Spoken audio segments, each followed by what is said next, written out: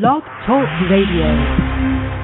Are you ready? The champ is here!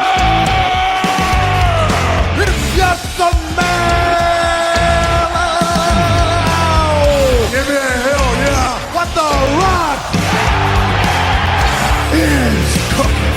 To be the man, you have to be the man! Big bubble pump! And you hooked up! Falling! Holler! And the woo, woo, woo! Cup of coffee in the big time. Coming to you live from the Blog Talk Radio studios, folks, in the heart of Hudson County. You know it's always in Union City and Weehawken collectively. This is Working the Marks, and I am New Jersey's premier award-winning journalist, the professor, Fernando Uribe, and he is the PBR superstar. Yes, the great Patrick Rivera join us here as we host another great episode here on Blog Talk Radio. What's going on, PBR? Nah, I'm just your Mark friend, you know? That's right. You are my Mark friend. I'm just your Mark friend. That's right. Yeah, in some circles, I'm just your Mark friend, you know? But yeah. I appreciate the other intro. What's that? No, what were you saying? Oh, yeah, no, I'm just your Mark friend. So, and when I talk about AEW this episode, I'm going to probably use this voice because I think it's a little bit more sensitive for some of the AEW fans. And maybe they might not think I'm such a bad guy after all if I talk like that, okay? I'm loving the voice. Folks, again, always write to us. We got some questions to answer on the air a little bit later. So, again, always feel free to write to the show. We love to hear your feedback. workingthemarks@gmail.com. Once again, workingthemarks@gmail.com. Don't forget to follow us on Instagram @working_the_marks. Of course, check out our own personal Instagrams for the PBR Superstar. Make sure you check them out @Patty Rican, @PADDYRICAN. And, of course, on my own Instagram, again, when I'm not shadow banned by Zuckerberg, as he's admitted on Joe Rogan's show, @the Fernando Zone. So make sure you check us out there. And also on Twitter, ladies and gentlemen, make sure you check out the great PBR Superstar at his Twitter. It is make sure I get it correctly here because sometimes I don't always write it down. Patrick Scum. It's at Patrick Scum SKVM. There you go, @Patrick SKVM. And, of course, check out my own Twitter again when Jack Dorsey's not shadow banning us on Twitter as well, @the Fernando Zone also. Make sure you check. Well, it's true, though, you know. Jack Dorsey and Zuckerberg are fucking scumbags. Yeah, the Loch Ness Monster's true to some people, too, you know. Well, you know, hey, people believe in Santa Claus, you know. What can I tell you, you know? Also, folks, make sure you like us on Facebook. Certainly a big shout-out to our administrator, D. Rotten, for just really helping accelerate our traffic. New theme song to the show, courtesy of D. Rotten. So we love you, man. We appreciate all of your hard work on the show. And, again, without him, a lot of the, you know, what we do on this program isn't really possible. Of course, getting us on Blog Talk Radio, getting us on Google Podcasts, and Spotify. So, again, we're very, very grateful to D. Rotten. And, again, folks, write to us, always workingthemarks@gmail.com. We want to hear from you and what you like about the show, what you don't like about the show, what annoys you about Pat, what annoys you about me. I'm sure who knows, there are weeks when we outdo the other. Who knows? But again, folks, always write to us. We love your feedback. Pat, a lot to unpackage here. Obviously, last weekend, Labor Day weekend, 3 wrestling shows, which was great to see if you're a wrestling fan. I did not have a chance to sit down and watch them as they were on live. I was out in Vegas, but I caught a lot of the highlights and replays. And let's start off with the Castle show. I think it was an amazing show out in Wales. Tremendous facility. Certainly, you know, it had been 30 years since the WWF/WWE now had been in the United Kingdom for a live show of this magnitude. Hey, great turnout. I'm sure the merch sales were through the roof. Fans were into that show the entire time. What'd you like about it? What didn't you like about it? Okay, so while you were busy having the time of your life and you never felt that way before, all right, I was hanging back here in the Garden State, putting in the fucking hard yards, all right, watching all this wrestling because believe me, there was a lot of wrestling, and I appreciate all the interaction out there on Instagram. You know, again, we thank you so much for following us, for supporting what we do.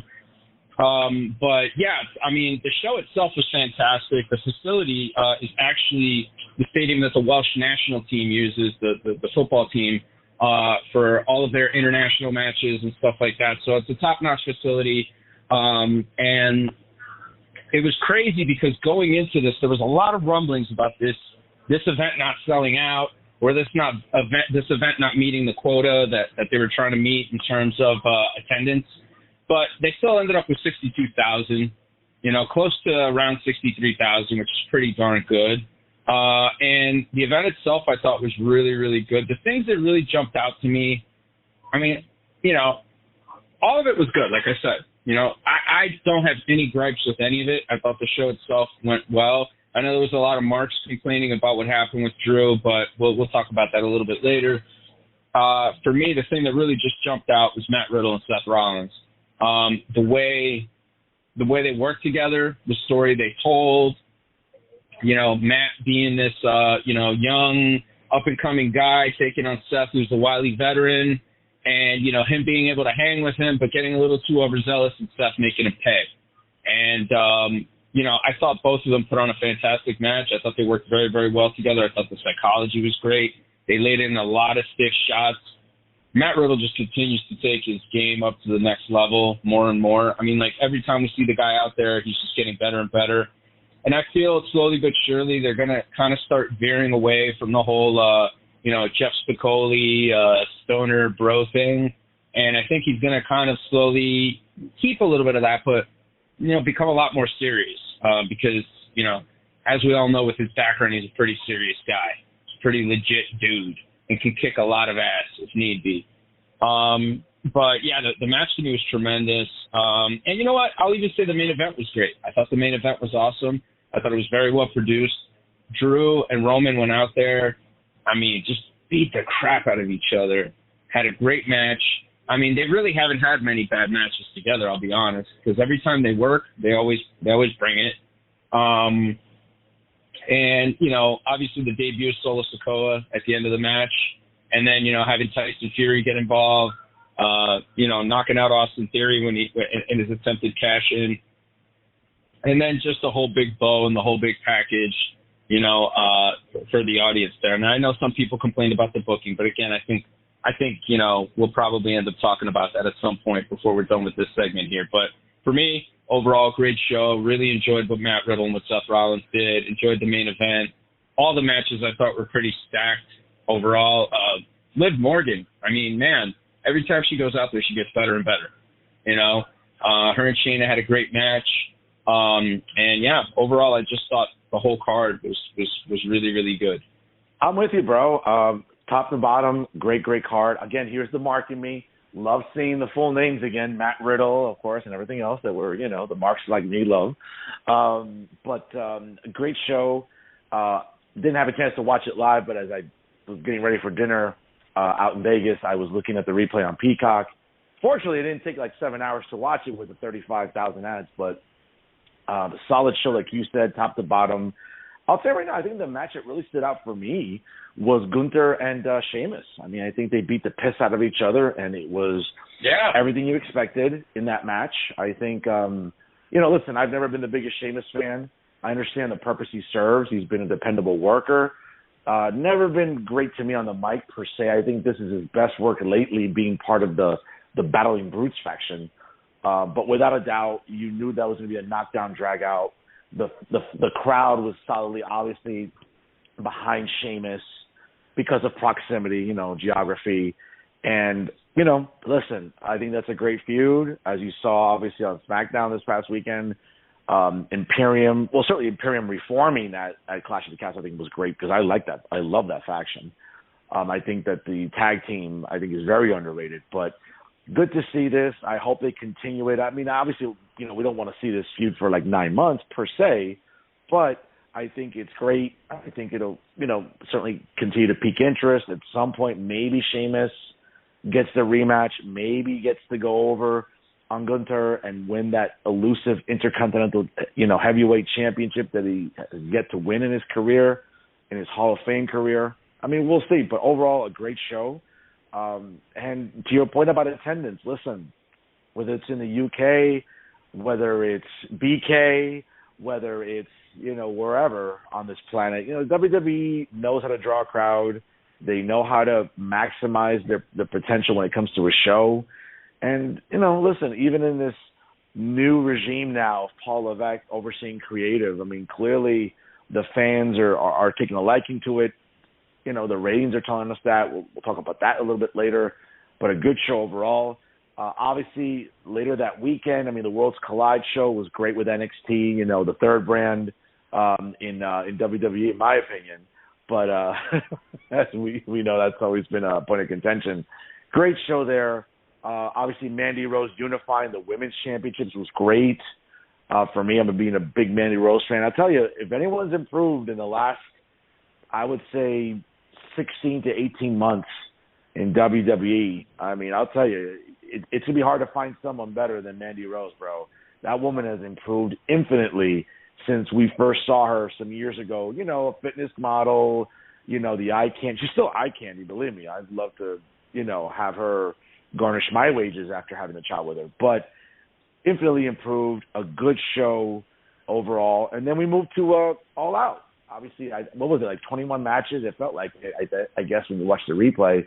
I got to tell you, it was quite laborious. I mean, people in Chicago, obviously, listen, that market is to the AEW crowd and demographic to what New York is for WWE, whether it's the Garden, whether it's Prudential Center, for a long time, the Continental Airlines Arena in East Rutherford, to now Barclays, to even now all the way out in Belmont, in Long Island, the new UBS Arena. I mean, Chicago seems to be that center of the AEW galaxy.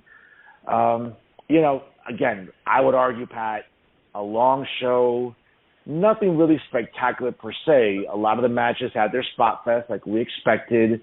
I certainly didn't mind Jericho and Danielson. Obviously, we knew Danielson was going to carry that match.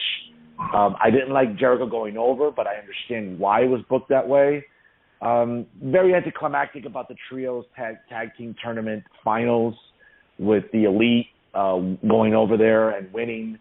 I think the Swerve Strickland, Keith Lee tag title match against the Acclaimed, I would argue, I think that was the match of the night as far as I'm concerned. I think it kept the fans at the edge of their seat.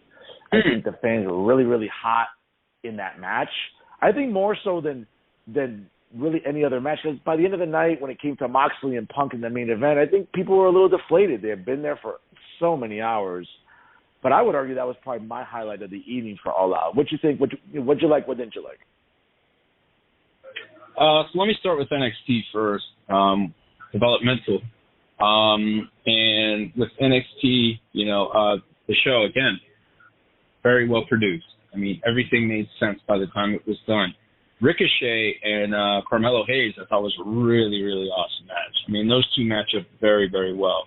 Obviously, Ricochet is just, in my opinion, the best high flyer out there in the biz. I mean, the guy is just, what can he do? And more importantly, he could just do it over and over again, same way, same bump, same ring positioning. He's a true pro. When people talk about Will Ospreay and Ricochet, I got to go with Ricochet, man. I'm sorry, because Ricochet is just so immensely talented. They both lack mic skills.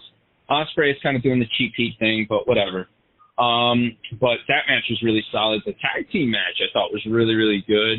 The Creed brothers, man. I mean, you're talking about Mandy Rose. I was talking about Liv Morgan before. People who have improved, so much over the last, couple of months or so, or the last 18 months or so. I mean, and those guys have just really grown into their level. That match was awesome, pretty deadly too. Another great team, great character work with them. They ended up going over, solid stuff. With the dude turning on the Diamond Mine, I forgot his name. He looks like Bear, Solo Sikoa kind of deal. And then the main event, man, between Braun Breaker and Tyler Bate. Just a really, really solid match between the two of them. Tyler Bate, just, man, a ring general, like beyond his years. This kid's been there for so long. He's been in the system since he's a teenager, and he just gets better and better. And obviously, star-making moment there for Braun to kind of help gear him in that direction where we know he's inevitably going to be heading in. But just a solid match from those guys. So, as far as AEW goes, because I get a lot of heat when I talk about AEW, some people say that I talk about AEW in a hateful way, so that's why I'm going to start using this voice, at least as long as I can until my voice craps out for me. But the AEW show, I wasn't really into it. I'll say this much, the Acclaim Tag Team match, that was really good. The crowd was into that. They were very hot for that. The MJF thing in the ladder match, they ended up botching that. They dropped the ball on it completely, okay? For me, I just felt like there could have been a different way to keep him off the TV and then have him come back out, or keep the mystery going until they get to TV on Wednesday. Danielson and Jericho was just horrible, was not into it, was not good. Danielson tried. Chris Jericho needs to stop working gimmicks that he worked when he was 25. I think, he should be done with that. And the main event was just flat. It was boring. It was awful. I did not think any of it was very good. And CM Punk winning or CM Butch wasn't very good, in my opinion. And I don't think that he deserves to be the champion. I hope I didn't offend any AEW fans with that. I figured if I said it in that voice and I was hard, it would be a little bit easier to bear the blow for them because they're all very sensitive. Pat, just do what I do on Monday nights. I said what I said. Be offended. That's it. I say it all the time. Let's do it on this show as well. You can keep your gimmicks for yourself. But thanks for the advice. But no, listen. I think you hit the nail on the head. Listen. Apparently, the buy rates were good from what I'm reading on WrestleNomics. And again, even that I take with a grain of salt. I don't take that as gospel or scripture per se. But one of those cards where, again, All Out is AEW's WrestleMania. That's their big show. It's Labor Day weekend. And it's kind of interesting. I mean, we'll get to a little bit of what made AEW All Out so interesting, obviously, after the show. But it was, it was peculiar to see Tony Khan, bro, so indignant during the media scrum, which I know got a lot of attention, certainly in not just pro wrestling circles, but even mainstream pop culture circles, where Tony Khan felt very slighted about, All Out has been a staple event for them during Labor Day weekend since the company started. It's not something that, again, in the minds of AEW fans or even people that work at AEW, was ever something that WWE had on their radar, right? Like, forever, we've always had SummerSlam in late August. Now, obviously, that changed this year. It was in late July. Of course, certainly, I think it was established that WWE wanted a little bit of a buffer zone between the Castle show in Wales and SummerSlam. They got that. But Tony Khan was really indignant, man, about the fact that, like, hey, why is WWE doing this? I mean, obviously, they did it to Crockett. And, of course, for anyone who's not familiar, certainly this was going back to 1987. Starrcade had been a staple event for the NWA at the time, before they became and transitioned to WCW. Starrcade was that premier event on Thanksgiving. It was shown around closed-circuit television around the country. Again, pay-per-view was still in its infancy stage, ladies and gentlemen. Obviously, we had, WrestleMania the year before, WrestleMania 2, first time it was on pay-per-view. And, going back to 1987, Vince McMahon debuted the Survivor Series on Thanksgiving night. We've all read testimonials that Vince was kind of holding a lot of cable companies over a barrel about, hey, listen, carry our stuff or we're not going to make our content available. I mean, obviously that's what's been reported. And certainly from that point on, right, well, what did the NWA do? The following year in 88, on the day of WrestleMania 4, they debuted Clash of the Champions. So it's always been semantics, I think, by wrestling companies over the years. Obviously, I think that stopped from 1988 on. Once it transitioned to WCW, both companies made a point to not have pay-per-views on the same day or the same weekends. But I think Tony Khan took exception to that. WWE now has been doing, well, they did it for the first time, and it probably won't be the last time. So I found Tony Khan's outrage to be, I get it, it's his company, but he referenced Jim Crockett, God rest his soul, and what he had to undergo because of Vince McMahon.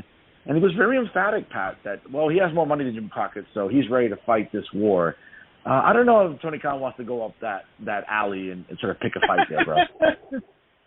Oh, my God. Wait, so let me ask you a question. When he said this, was this before or after he got emasculated by CM Punk and got treated like a fucking lapdog? Oh, way after. I mean, CM Punk already went to the locker room. Okay.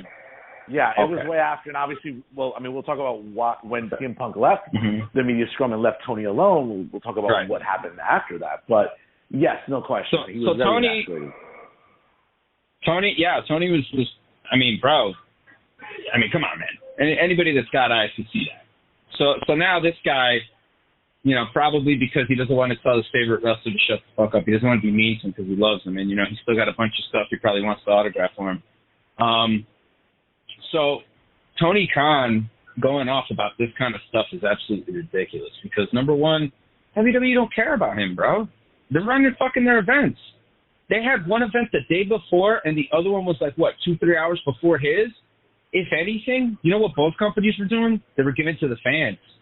They created a great wrestling weekend where they knew fans would be off, where they knew people would be home to be able to watch this content, and they gave it to them. What's wrong with that, right? What's wrong with that?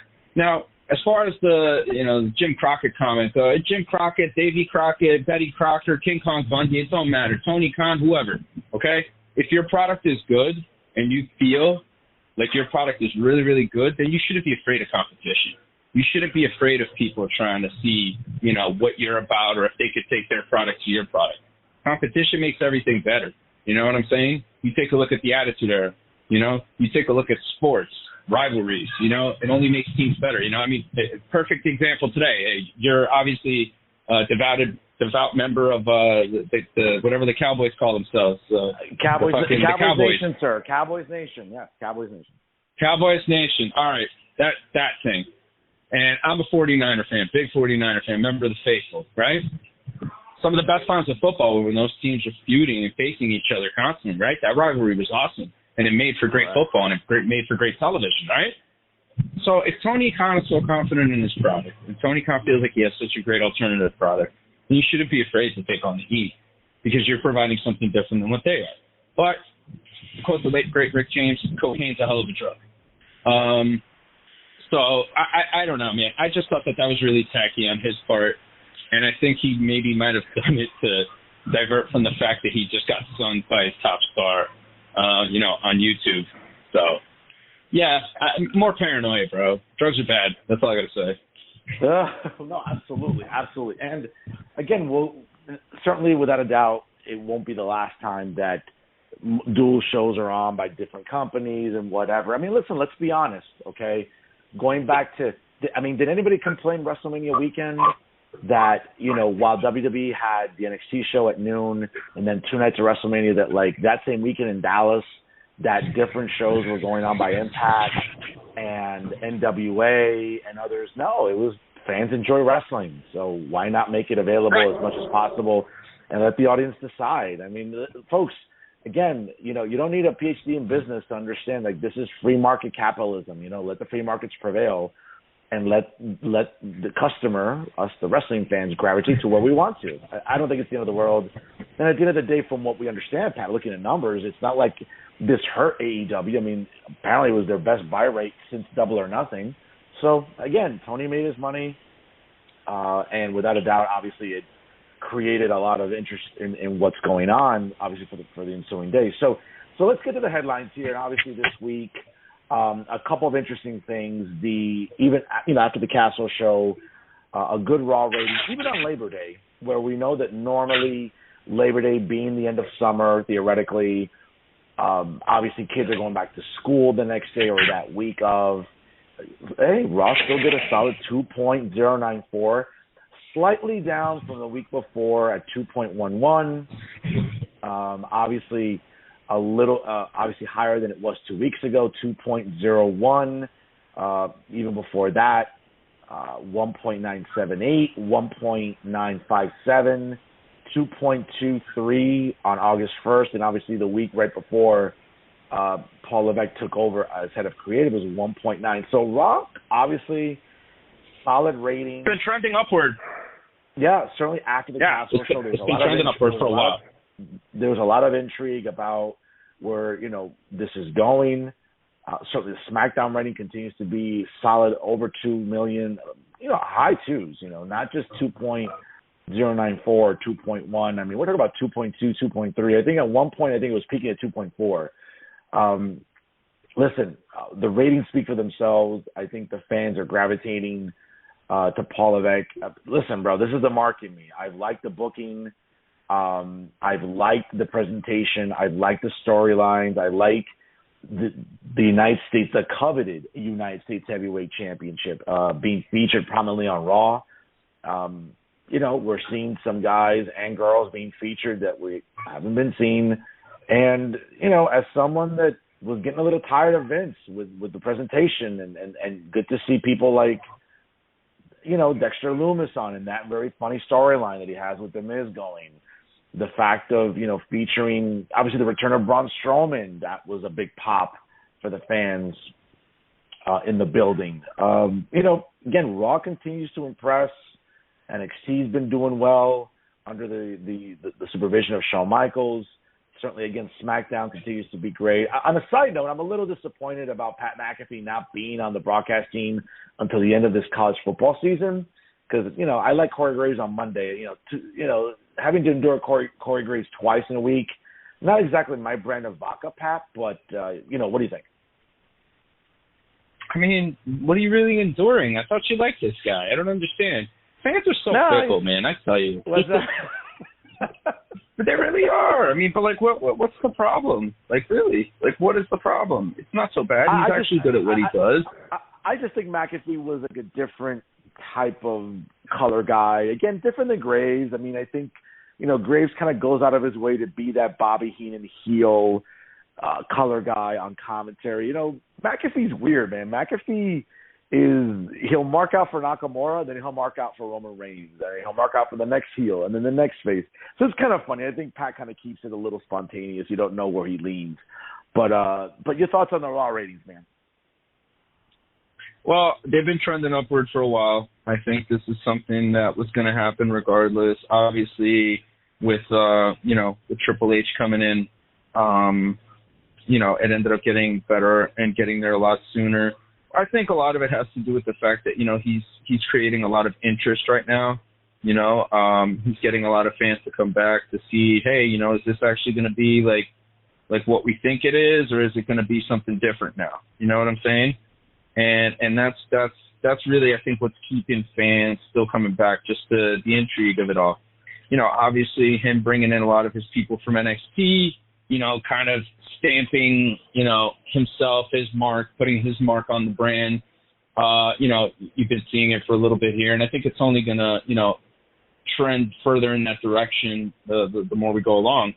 I mean, Raw was getting better and better. And again, all the crazy ultra analytical fans who've never booked anything, who don't know anything about the business, who don't get anything, who expect every show to be freaking WrestleMania, they're going to complain and they're going to bitch, but they're still going to tune in. And I think, honestly, these last few months, they've got a lot of good stuff on TV. They really, really have. They've done a lot of fantastic matches. And again, it's only just going to get better and better as time goes along. But, it's just really funny, the dumb things that fans complain about, first names or Drew not winning at the Castle. Everybody's complaining about, he should have won because they had his mom and his dad and his dog and his brother's sister's mustache was there and everybody was here and oh my God, and it's not even his fucking country. He's Scottish, bro. He's close, but whatever, bro. He wrestled Roman Reigns in a main event in a fucking stadium, okay? And guess what? If you're disappointed, you're supposed to be. You're supposed to be disappointed because that's what keeps people coming back, okay? That's what keeps people coming back. Nobody, back in the day, did anybody complain that Roddy Piper would get away from Hogan and Hogan couldn't kick his ass? Did anybody complain about that? No. Hogan finally got his hands on him and kicked his ass. You know what I'm saying? Never beat him, though. But it made for something interesting. Never really beat him, though. Absolutely. Which I'm really happy about. Absolutely. He beat him up. He beat him up, no doubt. Never beat him, never pinned him, right? But he beat him up. And the crowd got the pop. But Piper always got his heat back. You know what I'm saying? And that little thing in itself I always thought was rather brilliant. That was always a rather brilliant piece of booking. Hogan can kick my ass, but he can't beat me. You know what I mean? And that to me was always very, very interesting. But people didn't complain about that shit back then. People didn't complain that Vince would get over on Steve, and cheat Steve out of things. No, you just kept fucking watching, and you enjoyed it. So stop trying to armchair book everything, people, and just enjoy it for what it is, because odds are it's going to go in a direction that you're going to end up liking. Listen, Pat, again, you hit the nail on the head.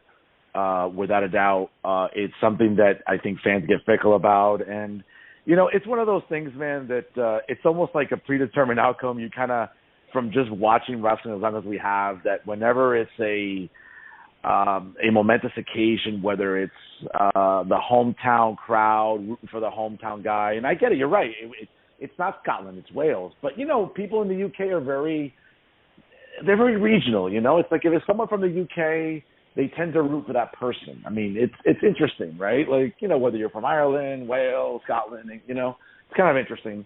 But as soon as you saw the Broken Dreams theme, the video package, I said,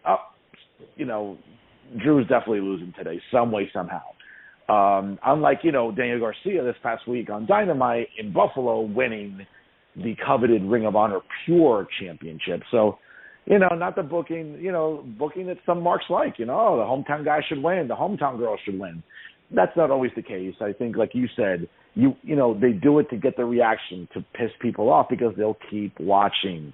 And that, I think, is really, at the essence, at the core, really, I think is what makes us as wrestling fans the really difficult demographic that we are. Interesting about the AEW ratings. Yeah, sure. Sorry, I just want one little piece here. But, Drew, for example, right? Like, Drew didn't get jobbed out in, 3 minutes and get beat up and then pretend to sell, an ankle injury or something like that has, no documentation to back it up.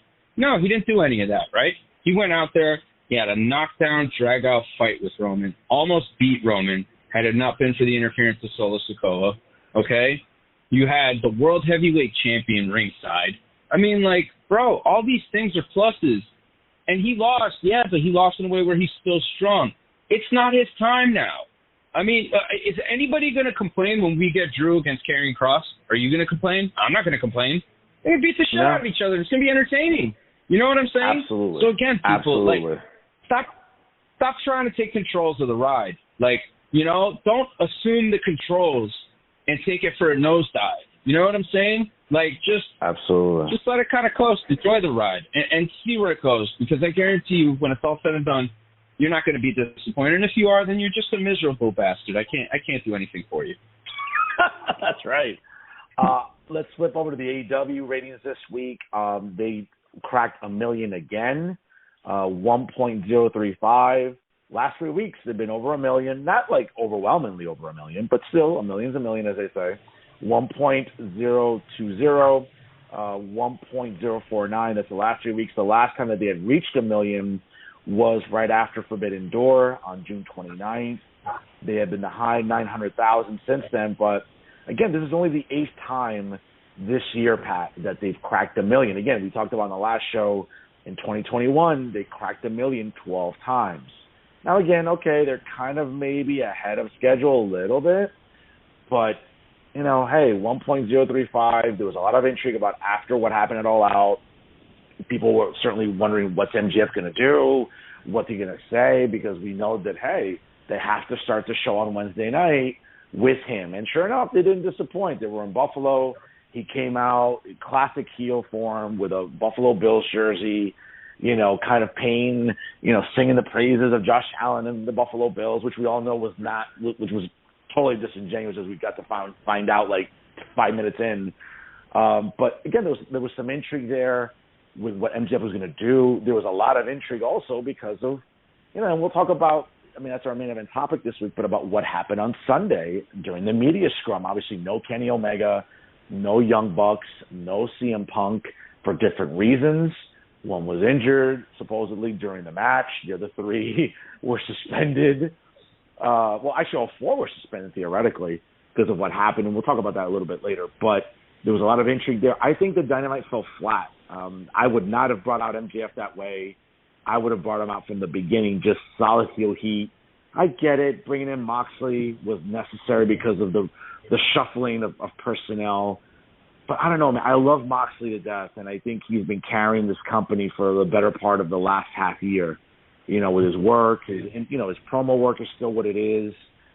I don't know. I just think it was a really flat Dynamite for what they needed it to be, and they needed a really hot Dynamite coming out of All Out after everything we learned in the last, let's say, 96 hours after All Out. It really fell flat for me. Yeah, $1 million is $1 million, but it's still a far cry from the 1.4 when they debuted in October 2019, Pat. I mean, look, it was crazy because I remember talking to you, I believe, Labor Day, yeah. And then that's Tuesday as well. And there was a lot of anticipation. There was a lot of hype, a lot of excitement for this episode of Dynamite last week. And obviously we found out what ended up happening, those suspensions and other stuff which we'll address. But, I mean, it really didn't deliver. It really didn't deliver.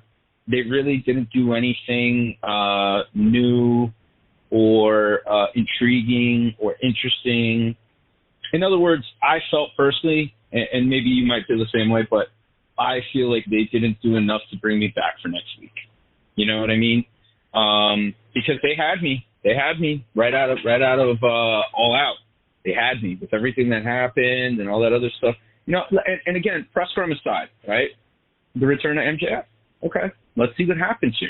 Let's see how interesting this is. You know, even though to me it was kind of dumb, because now it's like, well, you had this potential to have a hot angle. Now it's a wrestling angle. Like they could have done a shoot thing. It could have been better. It could have been a little bit different. Who knows, right? But now it's just, even though with that just being a wrestling angle, there was still enough for me to like come and tune in. And instead of, you know, starting out hot, doing something hot with MJF, you know, address the title picture, but like actually really address it. Don't act like it doesn't exist. And it's so funny because you get these AEW fans that criticize the WWE in the past for not acknowledging history or not acknowledging things that happen and this and that.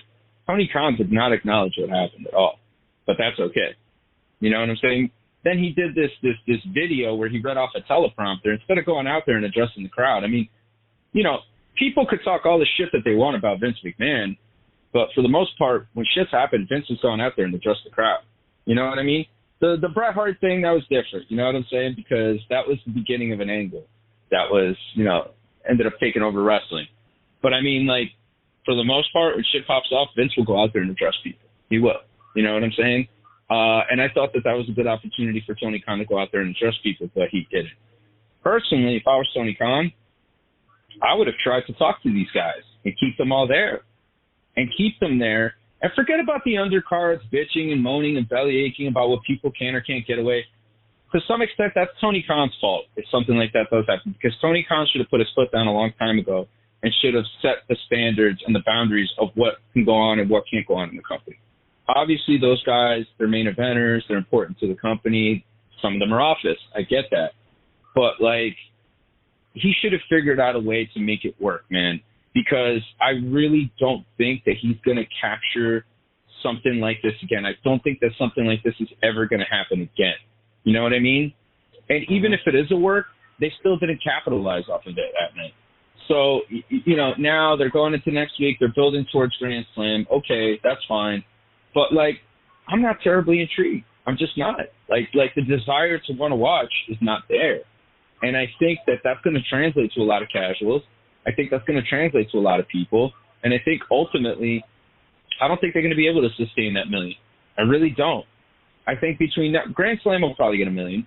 But between now and their pay-per-view, I think they might get it maybe once, maybe twice if they're lucky, maybe twice. But I don't think that they're going to get consistent $1 million ratings. They're just not, because they didn't do anything compelling or interesting to swing some of those people that are now pro Triple H to their side.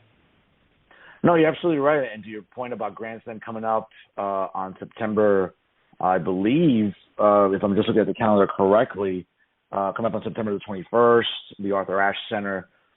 Great facility. I mean, obviously they did well last year. I think it seems like Tony Khan wants to make this a staple event every fall. But I'm with you, man. Like, I didn't like Tony reading from a teleprompter. And again, I'm not saying I'm the best public speaker in the world, but if you're going to go out and make an announcement of this magnitude, because obviously after what happened with the media scrum and what happened with CM Punk during the match, and obviously we're reading reports about an injury. Obviously the AEW championship has been vacated once again. The trios tag titles were also vacated, which, you know, again, at least it was that those titles were, you know, filled on this past Dynamite, obviously not in an interim basis. I think it's kind of interesting though, because right, like there are some things about like what's interim and what isn't, because this wasn't an interim trios tag team title match on Wednesday. Like this was like essentially whoever wins Wednesday in this trios, you know, matchup, those are the trios tag champions. There's no interim label, which is interesting about it. But Khan coming out and sort of, and I get it, people love tournaments and we love brackets, right? You know, we live for March Madness, we live for the Champions League as football fans. I mean, I get all that, but this was just not a compelling bracket, bro. I mean, again, and you know, Khan's calling it the Tournament of Champions, right? Because it's he's trying to get all the viable, relevant champions in AEW's short history. So again, we had a first round matchup. We had Hangman Page against Bryan Danielson, right? And it was interesting about the captions in every person, right? Hangman's a former AEW champion, former tag team champion, against Danielson, who's a 6-time world champion. In the other bracket, Sammy Guevara, the 3-time TNT champion, against Darby Allin, the longest reigning TNT champion. Obviously, the winner of Hangman and Danielson would face Jericho, who got a bye. And the winner of Sammy Guevara versus Darby Allin would face Jon Moxley, who also has a bye because he's a 3-time world champion. And of course, the finals take place at Grand Slam. I don't know, man. I just think this is very, very anticlimactic because you can just kind of smell that MJF is going to wait until the end of the tournament. Whoever wins that tournament at Grand Slam is going to be exhausted. It almost seems like all those cash-ins that over the years at Money in the Bank where the champion is exhausted or beat up, and here comes so-and-so, cashes in, boom, wins the championship. I don't know, man. It just seems very anticlimactic because it's almost certain that MJF is going to wait until Grand Slam. It's in Queens, you know, right near Long Island, so there's going to be a little bit of a hometown feel for him, I would say. I don't know, man. I just don't like this. I don't like this tournament. We just went through a tournament recently. I don't know. I just think it's overkill at this point. I mean, look, you know, I think a lot of this could have been spared had he done a better job of building other main event stars at the beginning of the company, or even more so, like, as these talents are required, right? Like, Bryan Danielson should be a lot bigger than what he is right now. And I'll tell you right now, if that's not the guy that they're going to put the title on, then I don't know what they're going to do. Because, yeah, okay, Moxley, you get it. Okay, Moxley's good worker, good guy, you know, like good champion, if you will, right? But been there, done that. You know, Jericho, been there, done that. You know, Danielson to me is the one that sticks out, you know, especially because of his talent and just everything that he could do. And I feel like he's a lot more versatile as a performer than Moxley is right now, or Jericho is right now. Jericho's in no condition to be holding a world title. And if he holds the world title, bro, that's going to be the biggest shit show ever. Because Jericho could barely work, man. Why are you going to put the championship on this guy? Danielson, to me, is perfect because not only is he a great wrestler and he can do everything that a main eventer needs to do, but he can be a really great organic babyface. And he would be the perfect babyface to MJF's heel. And I think that those two would be able to work together and do good business and create interesting stories because they're both very good workers. So if I had to pick, that's what I would pick. But, again, he should have been champion a long time ago. He should have been champion when he debuted. He should have come in and beat Kenny for the title. They should have given it to Hangman. I get that Khan made a promise, but it didn't branch out. And even then with Hangman, it's not so much Hangman's fault as Tony Khan's fault for not presenting him the way that he could have and should have as a superstar, as somebody who's bigger than just a wrestler. And this is where they lack in a lot of regards because they don't want to do what WWE does, but dude, that helps you out. That makes you a bigger star. It makes you a bigger star. I mean, WCW did it with Sting. No, Pat. Listen, you're absolutely. I'm sorry to cut you off. I'll let you finish though, but you're absolutely right. No worries. Why not maximize the fact that Bryan Danielson is a global name? This is a guy who headlined WrestleMania 30, arguably one of the best WrestleMania. Never mind the card. The card was amazing, I think. But just the payoff of a 9-month storyline of the underdog finally overcoming the authority, overcoming the adversity. Like, this is a name that, again, has a lot of clout pop culture-wise. There are people, saying, yes, because of Bryan Danielson, going back to 2014 and 2015, and it's amazing. And I'm with you. Khan dropped the ball on this. And if the finals are whoever, Danielson, maybe Moxley, who knows? Maybe it's Danielson and Moxley. Again, I don't want to see Chris Jericho and MJF feud. We saw that for literally 16 months in 2020 into 2020. We don't need that again. We don't need two heels going at each other. I think it's fine. But Danielson and MJF would be great. My concern is just the fact that, listen, this week, obviously, and part of the news cycle here we're talking about today, obviously, is AEW announcing that what is it? A full laundry load, heavy artillery, loaded weapon, whatever. Loaded? No, that's I think that's the guy from Impact, Josh Alexander, the World Heavyweight Champion. Oh, Full Gear, excuse me. So Full Gear is coming to the Prudential Center. A big mark area. We know Prudential Center, for the most part, will probably be kind of filled, coming up in November. But if this is what you're setting up for in Grand Slam, you're setting up a feud essentially of like MJF against maybe Danielson, it's gotta be hot, man. And again, if you want to fill up that building in Newark coming up in November, it has to be more compelling here, going into Grand Slam and then after Grand Slam. Because again, this is something that you would think Khan sees a potential payday. Again, there's no CM Punk. The buy rates may not be as good as what he's had the last couple of pay-per-views, right, with Punk headlining. I don't know, man. I just think I got a bad feeling this could potentially fall flat again for Khan, especially in a market where there are a lot of marks. I mean, look, they're going to show up. They're going to do what they're going to do. They're going to still sell cheap tickets the day of. People will go just because, you know what I'm saying? Obviously, the people that are going to pay top dollar to go and see this stuff will pay top dollar to go and see this stuff. But you're probably going to end up selling out with a lot of people day of for cheap seats. And that's fine. That's okay. You got people there at the top, the place, it'll be big. But again, bro, he shouldn't be at this point right now, man. He should be so far ahead with this. Danielson should be so much bigger than what he is in that company. He should almost still have his same status that he had in WWE, And not only him, but it should be other guys. Jungle Boy should be up there now. Sammy should be a little bit bigger than what he is now. A lot of these people, And again, I think a lot of it just comes down to Tony Khan, the creative, and their inability to be able to produce these guys to be bigger than what they are, bigger, larger than life personalities. And again, a lot of people are like, well, it's pro wrestling. No, man. You're still selling characters, dude. You're still selling people as characters. And you still want people to be invested in these characters. So yeah, I'm with you. I'm not terribly excited for it. I mean, again, that's if they decide to go that route. That's if they decide to go that route. You know what I mean? We don't know yet. Could they? Maybe. They might change. We don't know yet. But let's kind of see what happens and take it from there. But I got to be honest, man. They've just really botched it with the momentum. I don't feel like they have really any momentum going their way now. You know what I mean? And I think it would have just been better for them to kind of figure something out and say, hey, you know what? I don't give a fuck if you guys don't like each other. We need to make money, and we need to do what we got to do. And if you guys don't want to do it, then fuck off. I'll release you. I'm pretty sure that's not what the case was. You know what I'm saying? No. I'm pretty sure Tony Khan did what he had to do to preserve his locker room. No, listen, listen, you're absolutely right on that. And I think that obviously after what happened at All Out during the media scrum and certainly going into Dynamite, there was some intrigue. I mean, it's going to be hard, like you said, bro, to keep fans kind of compelled to want to watch next week. Again, we're seeing where this tournament is going. Tony's got to do a better job here.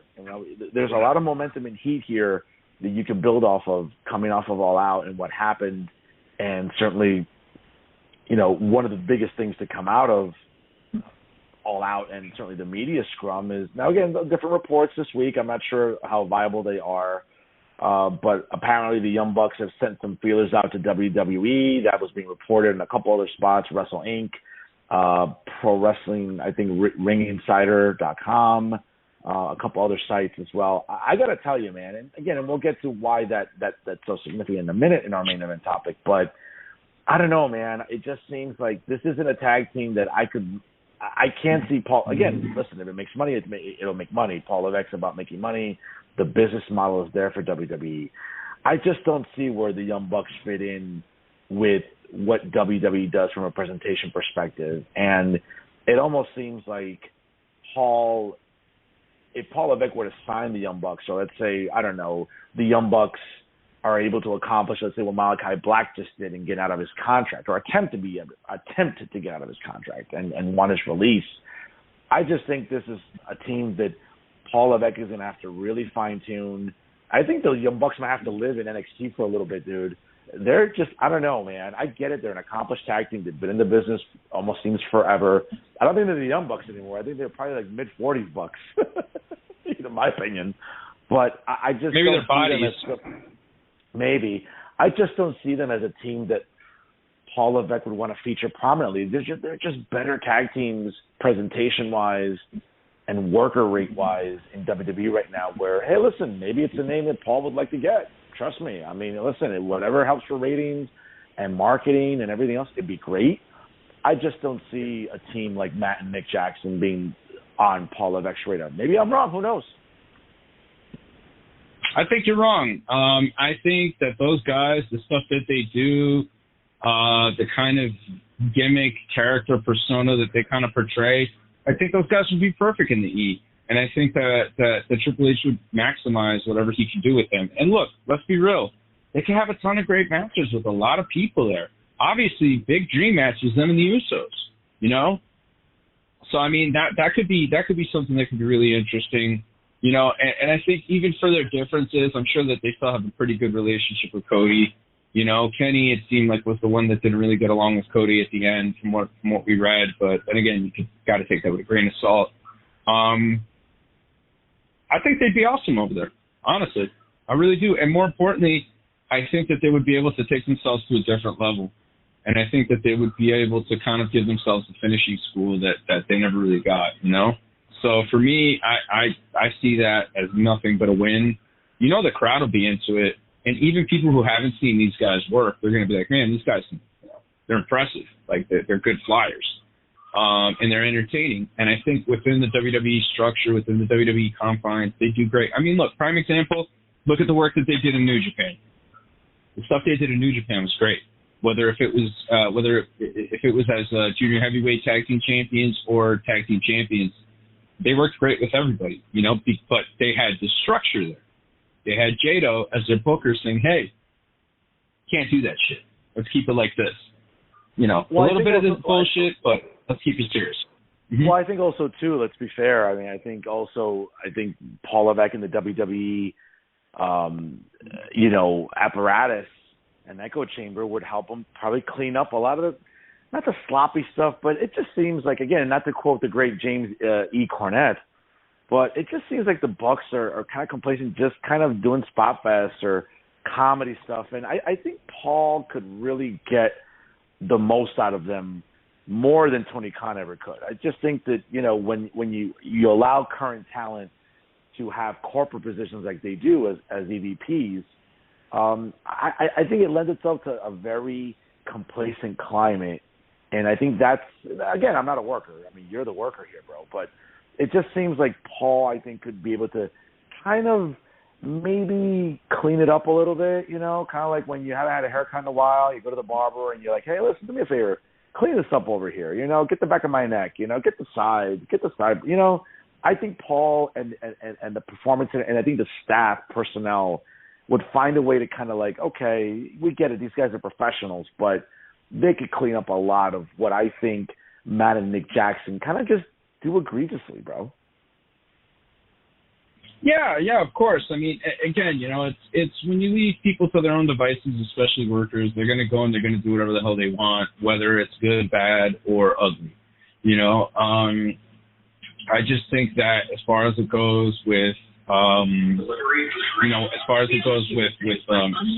the Young Bucks and stuff like that, Triple H, that whole system, they'll bring them back in and they'll reel them in whenever they go a little too far.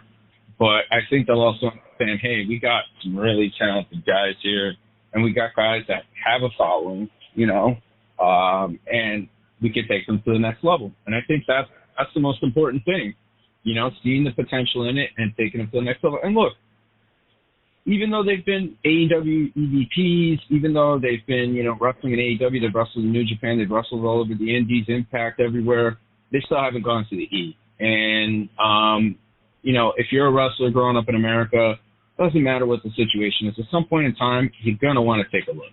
You're going to want to see. And if you have the chance to go, take it. You know what I'm saying? Because, look, their style obviously has weighed a lot on their bodies. Matt specifically, his back is messed up pretty bad. You can't fly around like that forever. And if you can, or if you could still do some of it, why not do it in the biggest company in the world? Why not do it where more people are going to see you? Why not take your game to the next level? That's all I'm saying. I'm with you, bro. I'm with you. And I think it'll be interesting, again, whether or not these reports are accurate or not remains to be seen. But the reason that these reports are circulating, Pat, again, and as we move on to our main event topic this week, is certainly the media scrum. Sure. We didn't talk about Bobby Fish. Okay, yes, that's right. Yes. Looking here at my notes here. Bobby Fish, again, whose contract was not renewed by Tony Khan, apparently, on a recent podcast, was very, very frank and very, very candid about the backstage climate in AEW, a recent match he had with CM Punk, even some heat with Dax Harwood in the back. I think it really lends itself to really highlight, man, the what I would argue the dysfunctional climate in AEW. Yeah, absolutely. Look, Bobby Fish is a pro, okay? Bobby Fish is a dude who's been around for quite some time. I think that Bobby Fish is the kind of guy that, he's going to be respectful of everybody regardless of whatever. But if you're gonna disrespect him, or you're gonna think that you're gonna big time him, or you're gonna think you're gonna do something like that, he's gonna let you know and he's gonna say something about it. He talked about working with CM Punk. He mentioned how CM Punk's not a martial artist. I think anybody with a good set of working eyes or corrective lenses or anything else they can see will tell you that CM Punk is not a martial artist. He's a pro wrestler.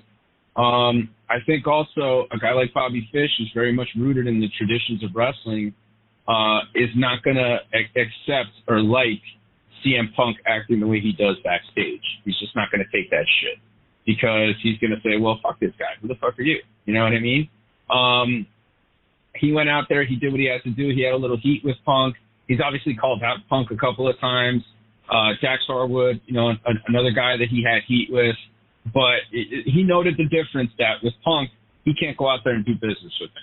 He did do it. They asked him to do it. He did it. He did what he had to do. I know a lot of the marks, turning on Bobby Fish, which is really funny because all y'all marked out for these guys and love these guys a couple years back. But now all of a sudden, dude's a jabroni, and I see people kind of writing about this stuff, and it's like, okay, whatever. But even with Dax Harwood, they could still put their differences aside and work well together. Look, I've been pretty critical of FDR. I don't think they're original. They're good workers. They're solid in the ring. They have no character. Their character, I don't know, like what are they? They're the Heart Busters or the Brain Foundation. I don't know what they are now. But Red Dragon, Kyle O'Reilly, and Bobby Fish, very accomplished tag team, very experienced tag team. In my opinion, the better tag team between them and FTR. But all four guys, not really, bursting at the seams of personality. You know what I mean? So I think that's something that maybe that all these guys kind of lack. Obviously, FTR is going to ride the wave that they're riding now. At some point in time, I would like to see them back in the E just to see how they've changed or how they'll adapt. But it sounds like there's a lot of egos running wild in the AEW locker room. And I think that there's people back there that probably either don't talk about it or deal with it internally. But really, really eye-opening, some of the statements on behalf of Bobby Fish, a.k.a. Roberto Pescado.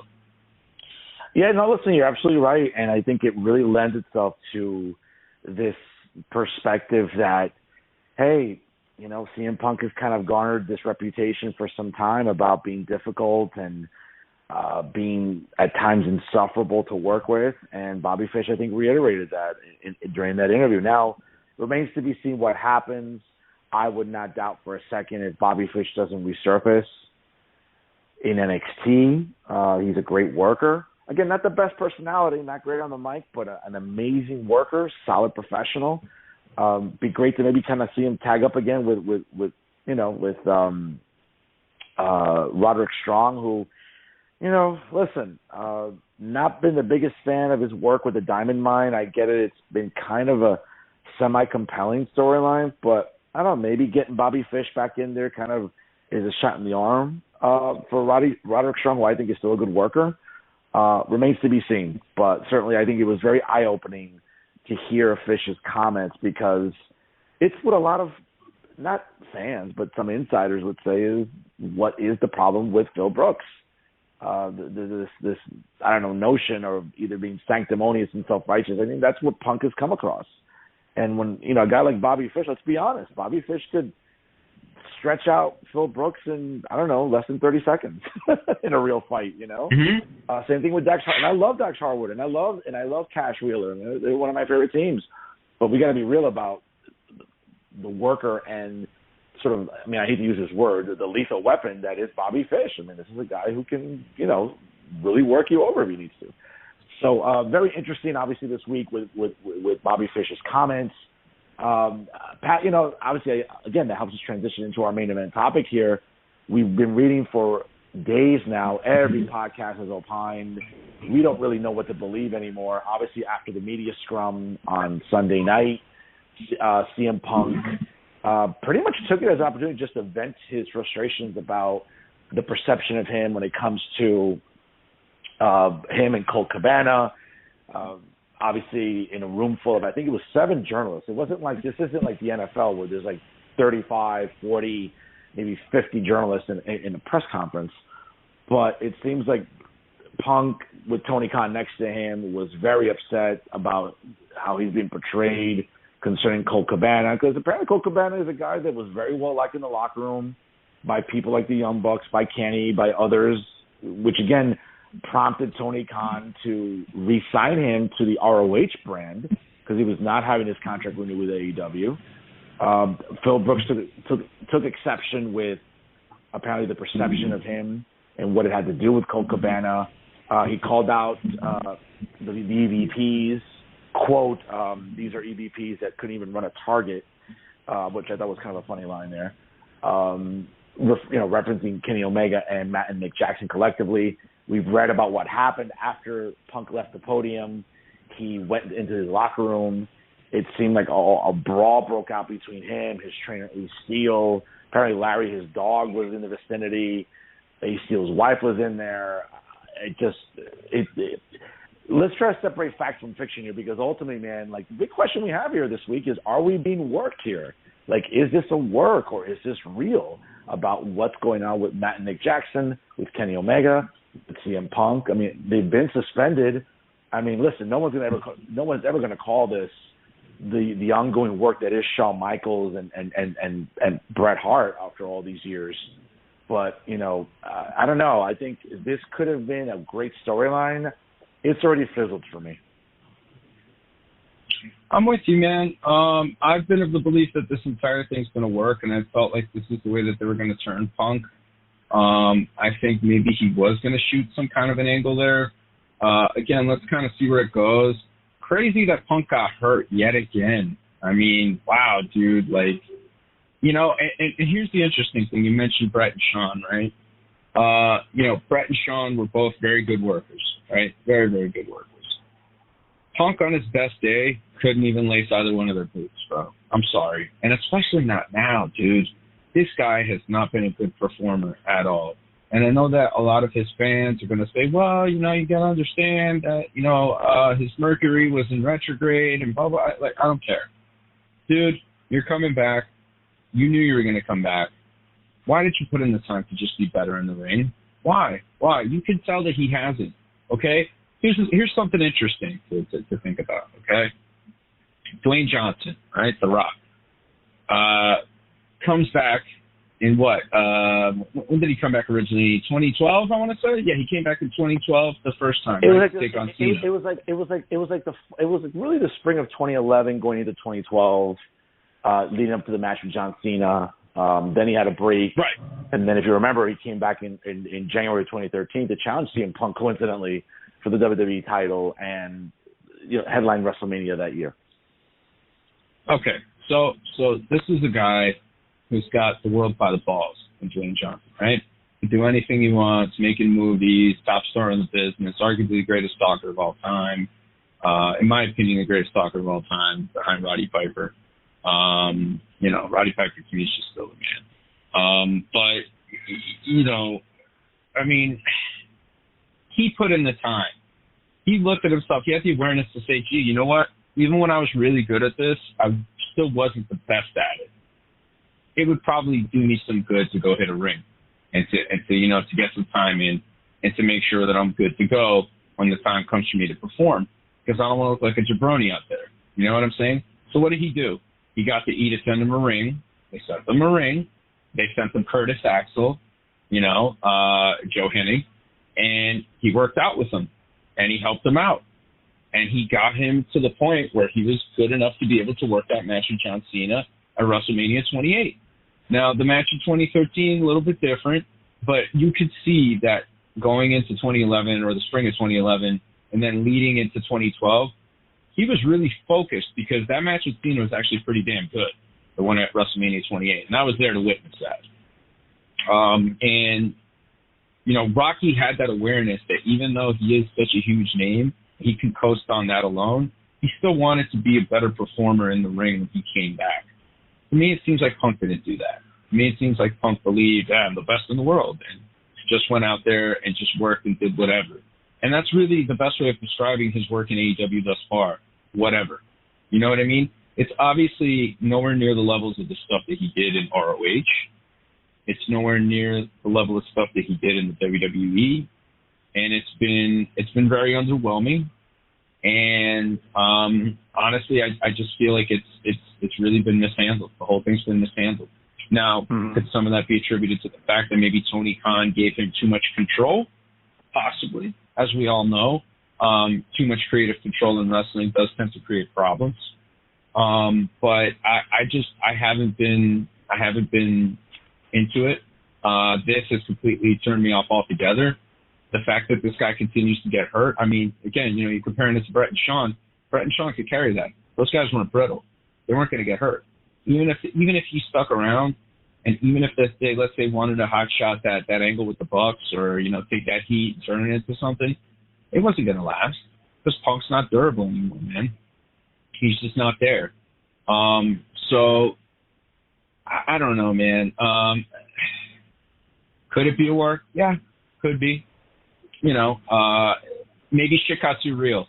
You know what I mean? And maybe he did really get hurt, Supposedly they say he got, there's a lot of conflicting reports again, but supposedly he got hurt when he hit the tope to Moxley on the outside of the ring, right? Now, I watched the match back. He didn't really seem to hurt himself there. Maybe that's just what they're selling to the fans. Maybe, they want to say that instead of, hey, he tried to punch one of the Young Bucks and he tore his tricep. Not a good look, especially for a world champion. You know what I mean? Not a good look. Well, here's my other thing, too, because I read reports that the Young Bucks went and kicked down his door after he told people, hey, if you got a fucking problem with me, come find me, come talk to me. Well, they went and they found him. My question is when the Young Bucks kicked that door, did they slap their leg? Because that's something that I'm going to wonder about now. Did they slap their leg when they kicked the door open or tried to? Who knows? No, Pat, that's right. And I think that also, too, obviously reports are conflicting that he tore his pectoral muscle. We're looking at somewhere between 6 to 8 months of recovery time. Again, bro, this is the worst possible timing for Tony Khan, because despite the fact that he's been sloppy, the fact that it's not been the best presentation for literally a full calendar year, not having Punk on television is going to hurt their rating. I mean, again, I don't think it's compelling what he's been doing at all, but that audience seems to love him, and I think that's what helps draw the rating. I think also, too, if this is legit and there's legitimate heat between Kenny Omega, Matt and Nick Jackson, and CM Punk, maybe being away 8 months might help diffuse this. Again, the problem is that he got hurt, and as you mentioned, he's brittle. He's not very dependable. Clearly has been shown not to be durable, and now again, CM Punk has to be out of action for 8 months. Not to say that audience won't be clamoring for him to come back, but let's be real. Right now, we're looking at September. Let's just say for the sake of argument, he's, getting surgery tomorrow, for example. Well, all right. Well, then theoretically, a timeline, he wouldn't be back until sometime in maybe Double or Nothing by next May. And again, if the show continues to be in Las Vegas, then obviously that is something that will be a good build-up for. But this is where Tony Khan's going to have to really put his big boy pants, as they say, roll up his sleeves, and really get creative and maybe get some feedback from people, because pretty much it's going to be dependent on Danielson, MJF, Moxley, that core of people. And again, we don't know what's going to happen with the Bucks and Omega. Yeah, it's being reported that they got suspended. We don't know if Tony Khan's going to remove their EVP titles. I mean, everyone and their mothers opined this week on podcasts, whether it's Bischoff, whether it's Conrad Thompson, whether it's, Disco Inferno and Conan, Jim Cornette. Everyone seems to have their take on what this means. And I think there's been this consensus that if Matt and Nick Jackson and Kenny Omega continue to be not just workers, but also part of the office and corporate, I just think, bro, again, and I'm not an attorney, our good friend and a big fan of the show, Jimmy Barracato, shout out to him, we love him, who tunes in, could probably give us a better legal answer to this. But I just think that is ripe for a legal disaster. I think you're leaving yourself open to liability, to unsafe work environments, to hostile work environment. I mean, these are legal things. This is not something you poo-poo and you just, dismiss altogether. I mean, again, this is what could be catastrophic for a company that is, on the brink of not going extinct, but maybe not drawing ratings, maybe not drawing house. I don't know, man. Just a lot to unpackage there, bro. What do you think? Yeah, absolutely, man. I don't think that this really bodes well for them in terms of legitimizing themselves, as a quote-unquote competitor, or even just putting them slightly below that category, I don't know, man. At this point, I kind of just, I really respect Impact a lot more than I do AEW, because Impact at least is still very professional. And again, just the way that they present their talent, the things that they do, they just do it a lot better. I mean, again, I know there's going to be AEW fans that are going to be very fucking salty about this, very much in their feelings. And again, feel free to vocalize that. Feel free to tell us about it. But yeah, I don't know, man. I'm like I said, I kind of just lost interest in it. I'm not really buying it. I'm not really digging it, and I kind of just feel like, I don't know. It's very, very flat thus far. It's very, very flat thus far. Speaking of people, and questions and submitting things, we do actually have some questions here that came from our Working the Marks Instagram. So, I had basically put up a poll in our stories, and we're going to be doing that regularly now. Probably every Friday, we're going to be putting up the questions there. So we have a few questions that we have here. Good stuff. All right. So question number one comes from Instagram user Patty Reekin. It says, "Why is Patrick so handsome?" He was just born that way. But thank you, Patty Reekin, for listening to the show. You're a really swell guy. we also have another question here from Instagram user Pla Alexander. I believe it's Alexander Pla. Thank you for listening to the show, Alexander. We really appreciate the support. Is he a friend of yours? I went to high school with Alex Pla. Yes, I went to high school with him and his brother at a good old Memorial High School in West New York, still one of the better urban high schools in the state of New Jersey. So go Tigers. I've known him since childhood. Yeah, known him since childhood. Since the 70s, right? Like you guys have known each other? Well, no, not since the 70s. I'm still looking pretty good for my age there, sir. Thank you. So Alexander Platt asks, when do you think we will see Rollins versus Reigns or Rock versus Reigns? Great show, by the way. Thank you, Alexander. We really appreciate that. Professor, do you want to take this one? Well, it seems like Rock and Reigns is theoretically going to be the main event for WrestleMania Night 2 next year in Inglewood, California at SoFi Stadium. It seems that, there's a compelling storyline there because they are related. They are cousins. Samoans, it just seems like there's multiple cousins. Jesus Christ. They breed like rabbits over there, I think, in that community. But, that would arguably be, I think, the last stepping stone for Reigns as far as accelerating his greatness, right? He's beaten Cena clean. He's beaten Lesnar. Maybe not the cleanest way, but he's gone over on big names, on Edge, on Bryan Danielson. He's gone over on other guys throughout this entire run that he's had of over 2 full calendar years of being Universal Champion, now being the undisputed WWE Universal Dual title holder. And it just seems that, that's what they're hopefully moving towards in April. Again, I don't want to see a repeat, Pat, of what we saw in 2013. In 2012, you were there in Miami for WrestleMania 28. Great match for them. The build up, the storytelling for a full year before their match in Miami was amazing. Really deflating in 2013 here at MetLife. You could tell that Dwayne Johnson was struggling. He was just maybe not the best cardio work before. And again, listen, he had been doing movies. He became a full-time movie star, right? The Fast and Furious franchise, he took off with that, right? In 2011, yes.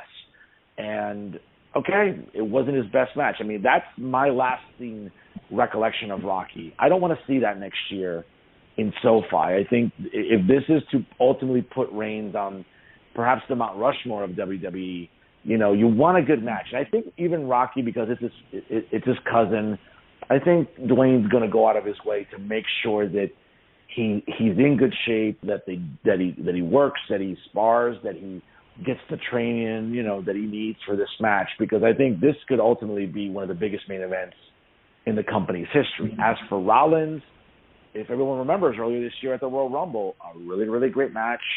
All the members of the Shield, every time they face each other, have great matches. They're all good workers. I would argue Rollins is the best worker of the three, I would say. And I think it'd be compelling. Now, I don't know where it fits right now, because it seems like Rollins and Matt Riddle are a really compelling storyline. I think they could continue feuding for months. Maybe at some point, if Randy Orton doesn't come back anytime soon, maybe you got to stick Rollins in the title picture for a little bit between now and Survivor Series or the end of the year. Apparently, I think there's no pay-per-view in December this year. There's no TLC like it has been in the past. So between now and the end of the year, maybe Rollins has to fill that gap. Yeah, I agree. I think sooner or later we're going to get that matchup. That's too big of a matchup with 2 ultra-talented guys. You obviously have the history going back, in the Shield and stuff like that. So that would just make a ton of sense to me. And Roman and Rocky, we're definitely going to end up getting that at WrestleMania. So I'm pretty darn excited about that, if I say so myself. We also have one final question here from Instagram user Testify57. A good friend of mine named Mr. John Stain from out in Secaucus, New Jersey, out there in the weeds in Secaucus. And John asks a fairly simple question, in my opinion. Is CM Punk a jive turkey or not? I'm going to say he's a jive turkey. I'm going to go with jive turkey on this one. What about you? I would argue. I think that's a very kind characterization of Phil Brooks. I think he's. I think he's become a full blown Jabron or jabroni, whatever term you want to use, man. I think listen. You have to be intellectually honest here in this conversation, and for everyone tuning in at home, on wherever you're tuning in on your PC, Mac, smartphone, or tablet at blogtalkradio.com/workingthemarks. You got to be honest with yourselves, folks. This has been a deflating run for CM Punk, and it has hurt his legacy as a pro wrestler. I mean, he left WWE under his own fruition, right? A lot of people applauded him for it. He became almost a martyr in the eyes of the marks across the country. But I'll tell you something, he has hurt his legacy. It's almost like a guy's been away from a sport for so many years. There's this intrigue for him to come back. And when he comes back, he just doesn't perform, and he's flat. And that's what's happened to Phil Brooks. And I think this ultimately has really hurt his legacy as a pro wrestler. It really, really has. And any mark that disagrees, then I don't know what you're watching, because the presentation hasn't been there. The in-ring work has been beyond sloppy. Never mind the funny pages like Botch Club on Instagram or Botchamania. Folks, you got to be honest with yourselves. If there's a guy that has really, really mailed it in, again, I grade for a living, and part of my job description is to grade people on their performances and on their work. I hate to break it to you, folks. In the calendar year that CM Punk has been back, he gets a grade of an F. This is a guy who at one point was drawing the same merch sales as John Cena in 2011 into 2012, maybe even 2013, maybe, who knows. He's gone from an A player to an F in less than a decade. I think that is something he's never going to recover from. I'm sorry. This is something you don't recover from, and Phil Brooks isn't going to. Yeah, I agree. I don't think that there's any turning back. Obviously, he's going to have his built-in audience, and that's fine. That's great that he has that, but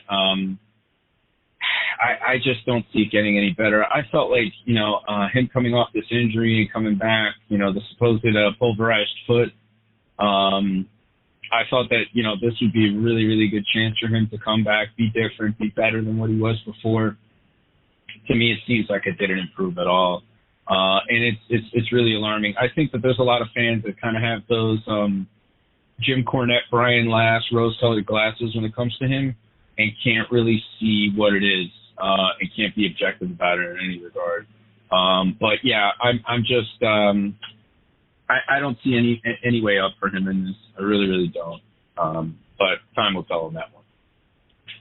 I'm with you, man. I'm with you. Great questions, folks. Again, write to the show. Keep writing to us. workingthemarks@gmail.com. Again, check out the Instagram, always at working_the_marks. I know Pat does a great job with stories and questions. Keep them coming, folks. Again, and a shout out to D. Rotten for all the great technical work that he does on this program. Again, we wouldn't be able to do anything we do on this show without D. Rotten. So a shout out to him. Pat, before we close it out this week here, on this day in wrestling history, but again, just on this day, I mean, as we record today on September the 11th, certainly 21 years ago, a day that really rocked our country. And for a lot of, for thousands of Americans and their families, we've never recovered the same. I remember the days after 9/11 in 2001, I believe that Thursday, WWF at the time, Vince McMahon brought the entire roster out to the ramp. Lillian Garcia sing the national anthem. I mean, again, you don't ever want another 9/11, but on the morning of 9/12, that sense of unity and pride as Americans was amazing. I mean, if you go back on YouTube and you watch that intro and you watch Lillian Garcia's emotion into the national anthem, I mean, if that doesn't get you misty, then I'm sorry. You don't have a soul, folks, because that should move you. It's been 21 years. It feels like yesterday. Again, because of where we live, Pat, we can just walk a couple of blocks and we can look at the skyline every day. It's not the same skyline for me growing up as it was for so many of us in our age demographic, in our late 30s, in our 40s now, late 40s. It was a sad time, though, for us, but again, people hashtag never forget. Well, it seems like a lot of people have forgotten, and I'm not trying to get sanctimonious or self-righteous here, but, let's kind of be let's have the prominent in our minds about why that day is important, and certainly the impact it's left on us, especially the wrestling community too. Yeah, I'll argue that some people, I think, don't want to remember because it is quite painful, and I think that they remember perhaps in their own way. For me personally, I've never watched anything about it since then. I didn't watch that World Trade Center movie. I had no desire to watch any of that stuff. I don't want to relive any of that. That was a day that a lot of things really changed, I think, for all of us. And the world that we grew up in was completely different after that. And it was absolutely horrifying. It was tragic. And I don't need to really recant any of it. There's tons of stuff out there for those of you who are listening that didn't experience that, but certainly something that we never want to feel again. And I'm with you. I think regardless of how people feel politically, socially, I think, this country could do with kind of getting back to that feeling of how we all felt on 9/12. And we hope to see that in the future, but certainly a day that had a great impact on all of us, especially us here in the tri-state area. Absolutely, absolutely. And certainly on this day in wrestling history, folks, takes us back to 1995, Pat, where Monday Night Raw and the new WCW Monday Nitro went head-to-head for the very first time in what we all have come to know is the infamous Monday Night War. Monday Nitro came on TNT from the Fabulous Mall of America in downtown Minneapolis. We got to see Lex Luger show up on Nitro a day after being at a house show, I believe, in the Pacific Northwest for Vince McMahon.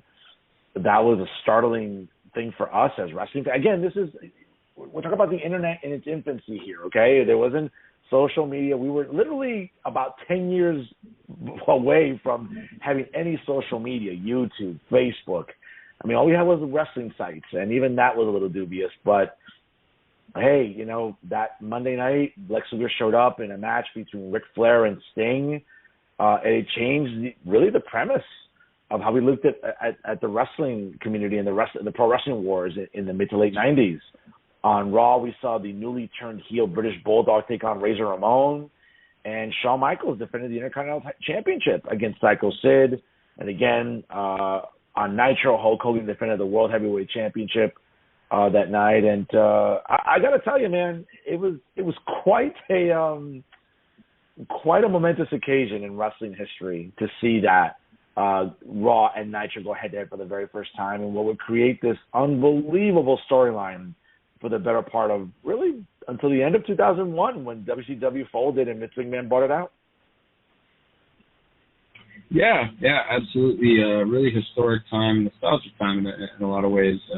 Even you describing it definitely kind of took me back on. I remembered a lot of it visually, but definitely something I don't think we're ever going to see again, no matter what happens, because AEW certainly had a chance, but I don't think they're ever going to get to that WCW level. But yeah, definitely momentous occasion in history and something that really created a very, very special time in business. Absolutely. On this day, also in wrestling history, in 2016, WWE SmackDown brand presented their first pay-per-view of the new brand split era, right? Backlash. So in the main event that night, very good pay-per-view, folks. If you ever have a chance and you're at work or you want to kill some time. Just regular Backlash? That was regular Backlash? It wasn't regular Backlash? Yeah, it was regular Backlash, as I call it. It's still Backlash to me. But not really. Go on Peacock, folks. And again, if you can, and what was a 2.5-hour pay-per-view, obviously it'll take you 6 hours to watch it with all the ads on Peacock. But don't be a cheapskate. There we go, yeah. In the main event, AJ Styles defeated Dean Ambrose to win the WWE Championship. Also, 2 new SmackDown-specific championships were awarded for the first time. Becky Lynch won a 6-pack challenge to become the brand's first women's champion, again, in the new brand split era. And, of course, the feel-good match of the night was Heath Slater and Rhino being victorious over the Usos in the finals of the tournament to be crowned the new SmackDown Tag Team Champions. I got to tell you, man, I've always been a Heath Slater fan. Got a chance to meet him at a meet and greet. Nice guy. Going into that fall in that pay-per-view, I got to tell you, man, you can tell the fans are solidly behind Heath Slater and Rhino. nice win there. Great work by the Usos, obviously. Great putting them over, obviously. And a great, great match. But those are our dates, folks, today in wrestling history on September the 11th. Pat, before we call it a day here, any final thoughts? And what we got coming up here, what do you want our fans to look out for? First and foremost, just want to send a big happy birthday wish to the Grateful Dead's own Mickey Hart. Turned 79 years old today. Also want to shout out Nate Diaz, who completed his contractual obligations with UFC last night in a matchup against Tony Ferguson. Nate has always been just a pioneer in the business, one of the true iconoclasts in the history of MMA. And just a guy that I think UFC is going to miss. I look forward to seeing what he does in the future and where his career goes post-UFC, maybe even see him back in the UFC. Just want to send a shout-out to all my sponsors, Plan B, Trojan. Also want to send a shout-out to Impossible, Beyond B. I don't see what's funny here. I'm shouting at my sponsors, okay? There you go. And the Children's Aid Society. I'm really glad they made it. Just also keep an eye out on the Instagram for child actors. We got some shows coming up, namely one on September 24th at Crave 43 in Union City. It's going to be the child actors, Chip the Plug and Neon Funeral.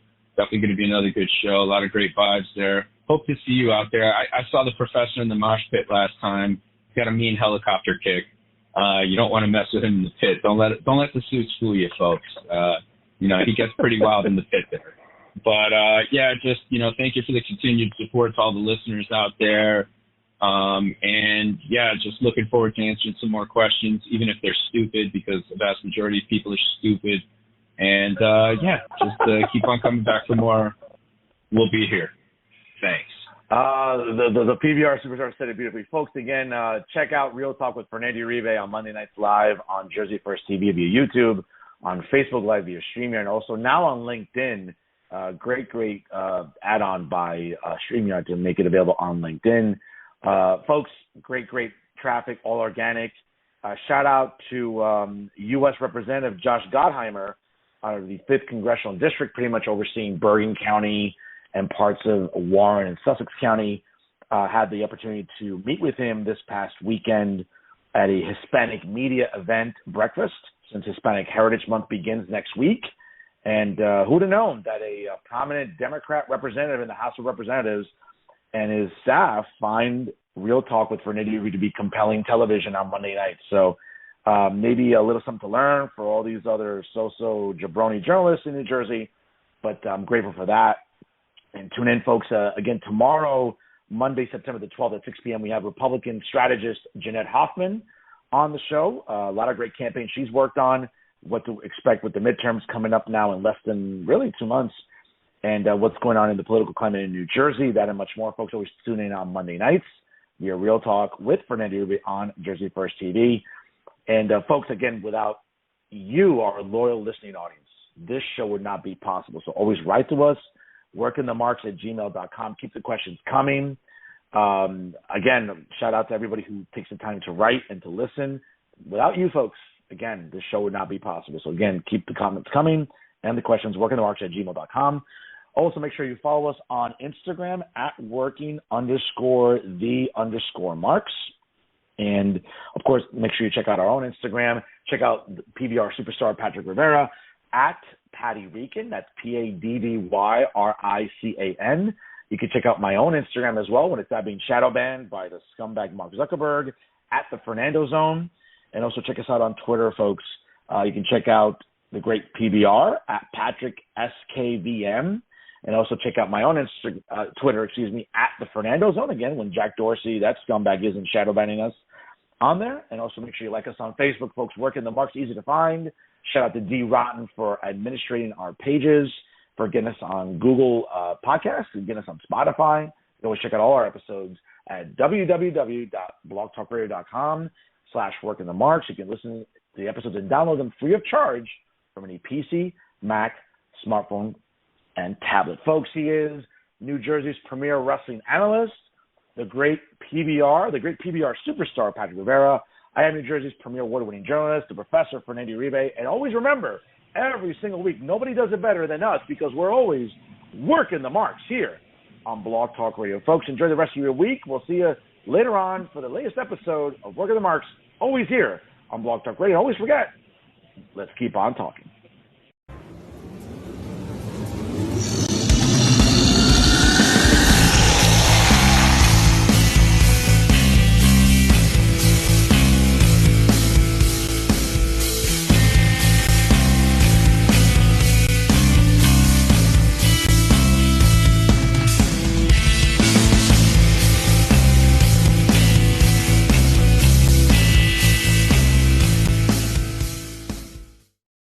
Famcast Media.